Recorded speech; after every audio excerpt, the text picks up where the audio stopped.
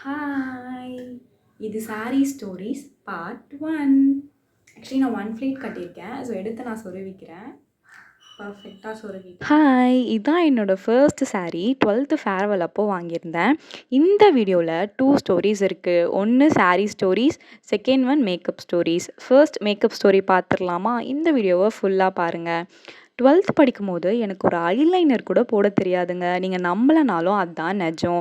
So எனக்கு வந்து ஒரு லிப்ஸ்டிக் போட தெரியாது, ஐலைனர் போட தெரியாது. நான் வந்துட்டு தம்ப்நெயில்ல வச்சுருக்க மாதிரி பிக் பார்த்தீங்கன்னா உங்களுக்கே தெரியும்.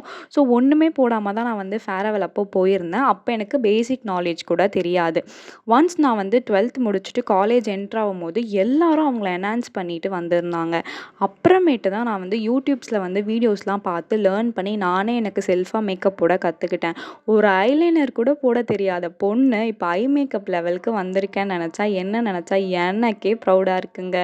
நீங்களுமே உங்களுக்கு வந்து எனக்கு போட தெரில அப்படின்னு சொல்லிட்டு வரி பண்ணிக்காதீங்க.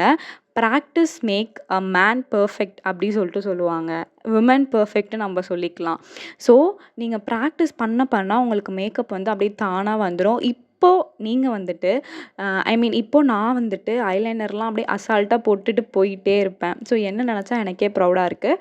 ஸோ நீங்கள் வந்து இது பண்ண முடியாது, அது பண்ண முடியாதுன்னு சொல்லிட்டு நீங்களே நினச்சிக்காதீங்க. நீங்கள் ப்ராக்டிஸ் பண்ண எல்லாமே ஆட்டோமேட்டிக்காக உங்களுக்கு வந்து சேரும். இது வந்து மேக்கப் ஸ்டோரி.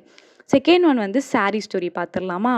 சாரீ ஸ்டோரி என்னென்னு பார்த்தீங்கன்னா, நான் அப்போ தான் ஃபர்ஸ்ட் டைம் வந்து சாரீ வாங்கி ப்ளவுஸ்லாம் ஸ்டிச் பண்ண கொடுக்குறேன். அப்போ எனக்கு ப்ளவுஸ் நாலேஜும் கிடையாது. பாருங்கள், ரொம்ப இதுவாக மாட்ரேட்டாக வந்து ஷார்ட் ஹேண்டு, பின்னாடி வந்து ஒரு பாட் நெக் வச்சு நான் தச்சுட்டேன். அண்ட் எனக்கு இருந்த அப்போ மைண்ட் செட்டுக்கு இருந்த ஒன்றே ஒன்றுனா, எப்படிடா சாரீ டெய்லி கட்டிகிட்ருக்காங்க, ச்சே இதுதான் லைஃப்பில் ஃபர்ஸ்ட் டைம் சாரியை கட்டி தூக்கி மூட்டை கட்டி போட்டுறணும் அப்படின்னு நினச்சவன்னா தான் இப்போ தேடி ஒரு சாரியாக வாங்கி இந்த மாதிரி தைக்கலாமா அந்த மாதிரி தைக்கலாமா நினச்சிட்ருக்கேன்.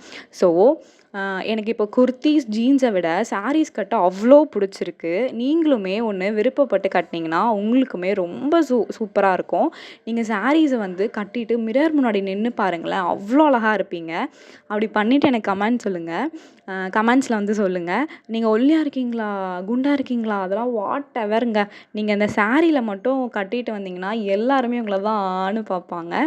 ஸோ எனக்கு வந்துட்டு நான் வந்து அப்போ வந்து நினச்சேன் சாரீஸ் கட்டவே கூடாது அப்படின்னு சொல்லிட்டு. ஆனால் இப்போ நான் ஒன்றா தேடி போய் வாங்கிட்டுருக்கேன்.